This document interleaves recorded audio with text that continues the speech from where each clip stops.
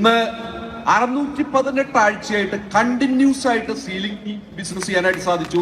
ഇത് അഭിമാനത്തോടുകൂടി പറയാൻ പറ്റുന്ന കാര്യം എന്ന് പറയുന്നത്, ആ കാലഘട്ടത്തിൽ കോവിഡ് വന്നു, കേരളത്തിൽ ഫ്ലഡ് വന്നു, പല നാച്ചുറൽ കലാമിറ്റികളൊക്കെ എല്ലാം വന്ന സമയത്ത് ഒരാഴ്ചയിൽ പോലും സീലിംഗ് അടിക്കാനായിട്ട് ഒരു ഷോർട്ടേജും വന്നില്ല. ഇന്ന് 618 ആഴ്ചയായിട്ട് കണ്ടിന്യൂസ് ആയിട്ട് സീലിംഗ് ആണ്. അത് എവരി സാറ്റർഡേ 10 o'clock സീലിംഗ് ആവും. ഇന്ത്യയിൽ ഏതെങ്കിലും ഒരു 10 PUC ഓപ്പൺ ആയി കഴിഞ്ഞാൽ എവരി സാറ്റർഡേ അടിക്കുന്നുണ്ട്. രണ്ടാമത്തെ ഐഡി മൺഡേ സീലിംഗ് ആക്കുന്നുണ്ട്, വെനസ്ഡേ അങ്ങനെ പോയിക്കൊണ്ടിരിക്കുന്നു. വളരെ ശക്തമായിട്ട് ബിസിനസ് മുന്നോട്ട് പോകുന്നു. എവരി മന്ത് ഒരു ITCയുടെ മാച്ചിങ് ബിസിനസ് എന്റെ ഫസ്റ്റ് ഐഡിയിൽ വരുന്നുണ്ട്. അതായത് ഒരു 10 കോടി business volume average minimum match ചെയ്യുന്നുണ്ട്.